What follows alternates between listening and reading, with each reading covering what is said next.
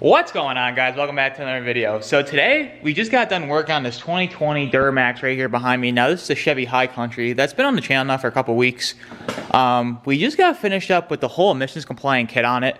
We still got both the inner fender liners out over here. I get asked a lot about the 2020 trucks because they're a little bit different than the 17 through 19 trucks, so you got to do some stuff a little bit different.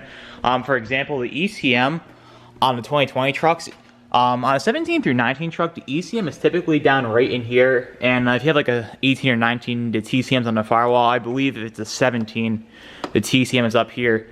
But on the 20s, the ECM is actually in the driver's side fender liner. Now it sucks because you have to pull both of them out. Usually on the 17 through 19, you just got to pull the passenger side out. So it's one extra step there. But and two, the 2020s do not have TCM tuning out yet. I've heard that it won't be anytime soon, just because there's not enough demand for them, which I don't understand because there is a lot of demand for the 2020 trucks. I mean, everyone wants to get theirs done, but last I heard, there's not going to be TCM tuning out for the 20s yet, so the TCM location you don't have to worry about at this point in time. So some of the coolant lines are different and everything like that, but I'll dive into that a little bit more further in the video, but for right now, we're going to do the first start of this thing. We got the coolant topped off. I just did that. So let's go ahead here now, start it up, make sure everything's good. I want to talk about some of the codes that are going to come up too on the 20s that you have to clear with the GM MDI2. Now I have this tool, comes in really handy, especially for the 2020 trucks. There's always an issue that you need one of these tools for to clear it up. So let's go ahead here now real quick, get her started, make sure everything's good, and then I'll run down some of the codes with you guys. First start, here we go. Now this is out of the downpipe only for right now.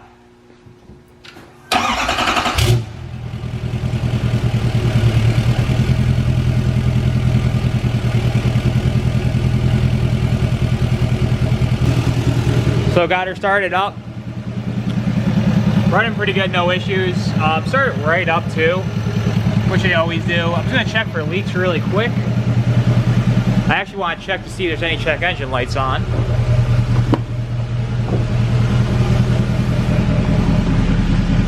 Which there is not. Now this is what you're gonna get on a 2020 truck to check engine air filter system, blah blah blah. I'm gonna show you guys how to reset that with the MDI2. I did it in a previous video, but I still get asked that a lot since we're on the 2020 trucks, and no other issues. The remote start probably isn't gonna work. Usually a lot of times too, you have to do an Immobilizer relearn. Your remote start would usually work either A, once after all this, or B, for like a week or so, then it'll stop working. The ultimate solution is you have to do an Immobilizer relearn to get that back. No check engine codes or anything of that sorts. They do have 2020 plugs that are on the way. Right now they're kind of back order, and the ones that are out there, and we're just waiting on more. So right now I currently have the def tank in, with the little line on the bottom unplugged, so we won't have any issues for now, for the time being. And a lot of people too think that the NOx plugs are the end all be all. I've had my truck with the actual NOx plugs in there with no plugs since like November.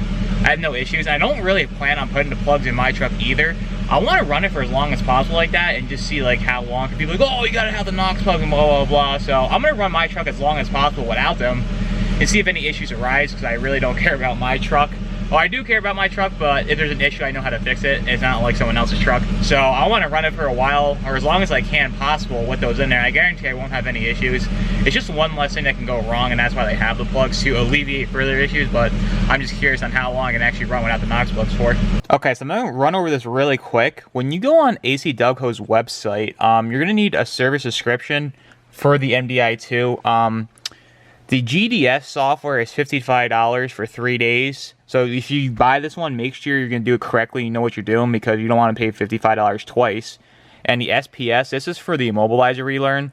This is like 45 bucks, and that lasts a whole year. So you have time if you don't know that one. But if you're going to be doing the air filter message with GDS2, make sure you know what you're doing, because it's $55 and you only have 3 days to figure it out. So this is for the air filter, and this is for the Immobilizer relearn. So right now, I'm just going to talk about the air filter. Right now, we're going to be doing the air filter reset. So now that I have GDS2 open, you want to go to Diagnosis.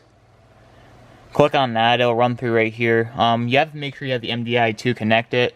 It will come up your truck, year, make, model, all that stuff. Hit Enter down here at the bottom.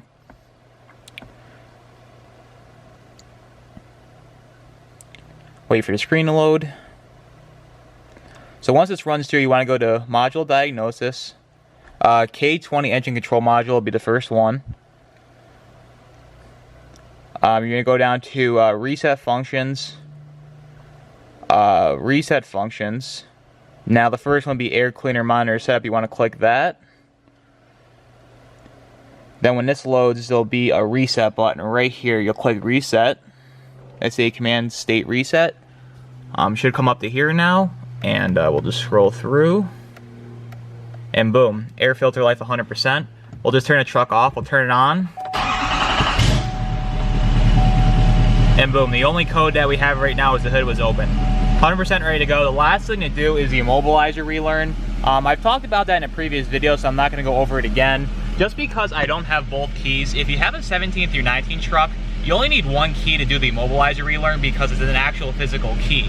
On the 2020, we have these new fobs right here that are keyless. So you have to program both keys or your truck will not run right. I've had instances that people did only one key. They're just driving in traffic, the truck shuts off, the truck doesn't want to start at all. It's just a nightmare. So make sure you have both keys if you have a 2020 truck and you're gonna go to the Immobilizer to learn it. On the 17 through 19, you can only hit one key, done, blah, blah, blah. Skip it through, then you'll get that little light on the dash.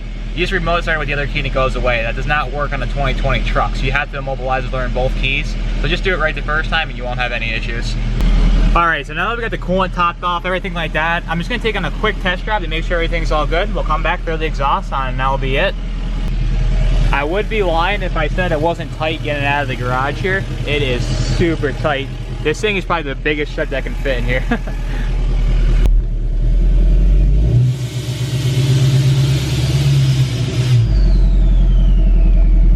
Sounds so good.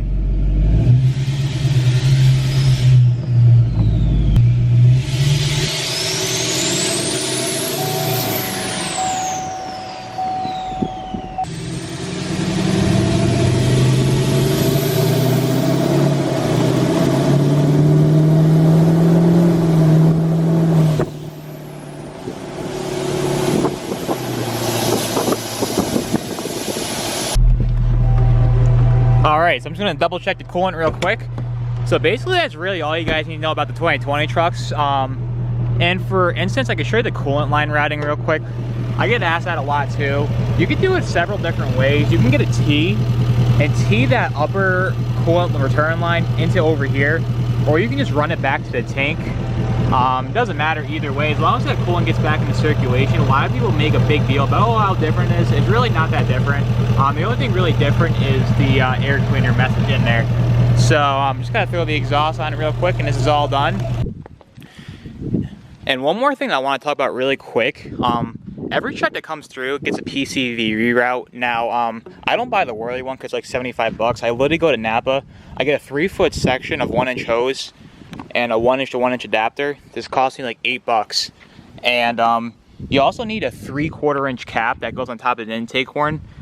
Then you just twist the hose, put it down and through. And one thing I want to talk about really quick too is the PCV reroute. You can do this 100% stock. Now, a few of my buddies that live local to me, we've done it on their truck to try it out. A few of the trucks that actually came through have had them stock. You don't have any issues because really just venting the air. The computer can't tell anything like that. So like I said, you just cap it, route this hose down and out. And I do it all the time, 100% stock. If you have an L5P and you want to do it down the road, you're just not planning on doing it now. Like my truck, I pulled off at 1,000 miles and you can already see the oil residue in there. The higher mileage trucks, they have a lot of oil residue through the intercooler and through the turbo. So you can do this 100% stock. On Whirly's site, it says tuning recommended, not required. People are always like, oh, it says recommended. Yeah, not required, it's recommended. So you can do this 100% stock and you won't have any issues. So if you have an L5P and you want to do this, just go ahead and do it. You can get it at Napa for, like I said, 8 bucks, and you can do PCV reroute 100% stock. So that's about it for this video. I just gotta throw the exhaust on it real quick, get these couple inner fender liners back in, and now I'll be calling it a day. But if you guys are new here, be sure to subscribe. If you have any other questions about the 2020, leave them down below. I'll do the best I can to answer them. But until next time, I'll see you guys in the next video. Take care.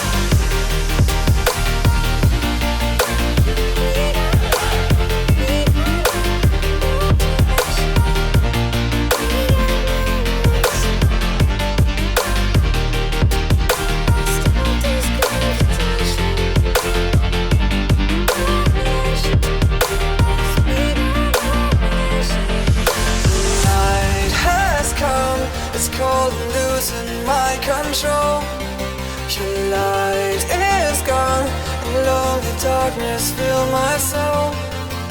I wish that you could save me from my isolation. It's way too complicated.